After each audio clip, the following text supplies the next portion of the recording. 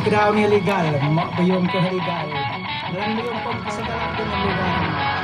Salamat kayo.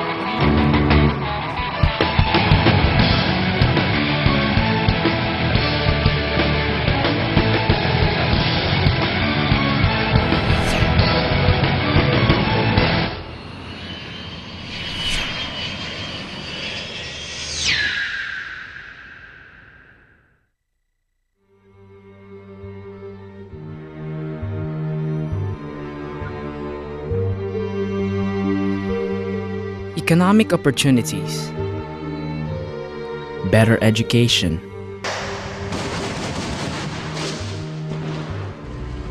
war,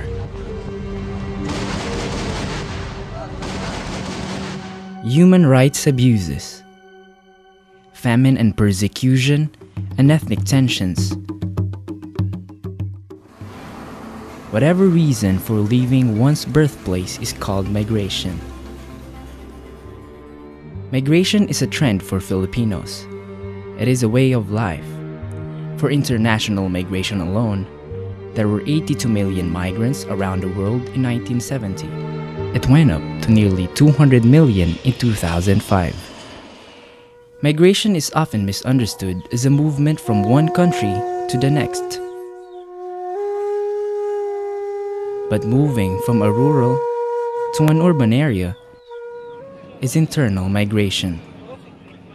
One of these is Lumad migration.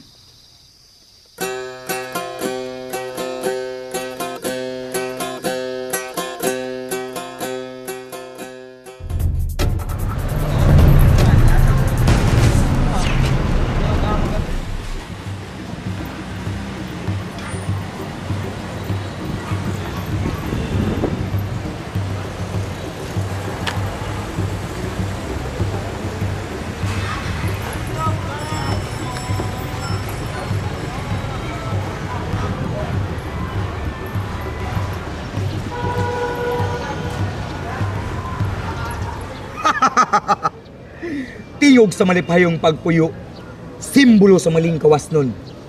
Lumad, kini imong kahimtang, sa pagpuyo mong walay tugaw. Tuyog sa kapanahunan.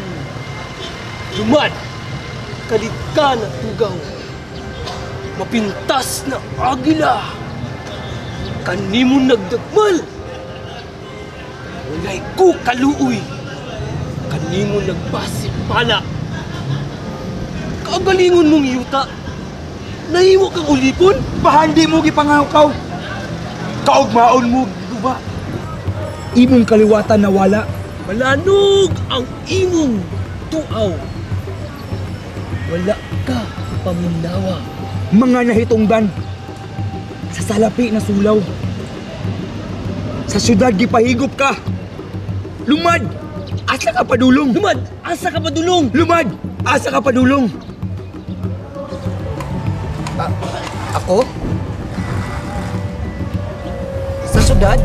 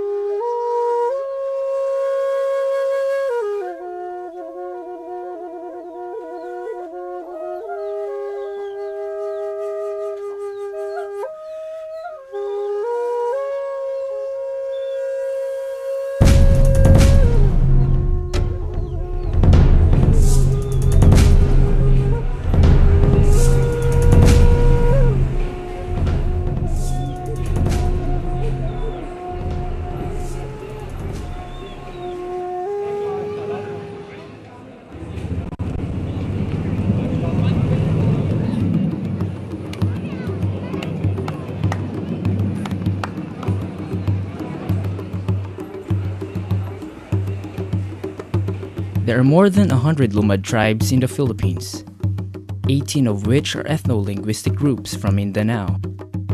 Lumads have a traditional concept of land ownership based on what their communities consider their ancestral territories. But this is taken advantage of.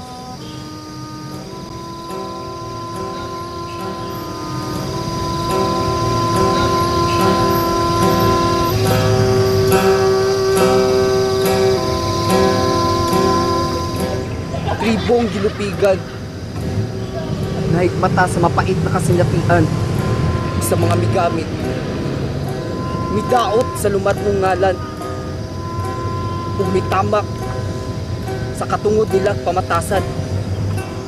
Kining nagpakahilom. Kay balo na mo singgit. Sa sakit nagikumkom. Mubarog pagbawi. Sa katilimbang giilog.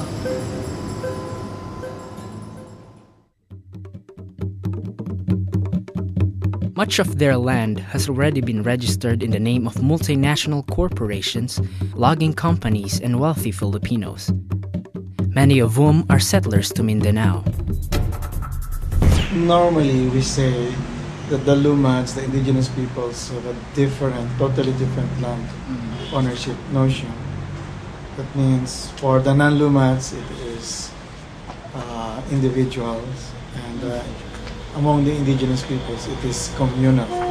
It doesn't mean that among the Lumads, there are no boundaries. There are boundaries. Right. But in general, the Lumads would have a different, probably, relationship with the land. So you don't just own it just because you have a piece of paper. You own a particular piece of land because you worked on it.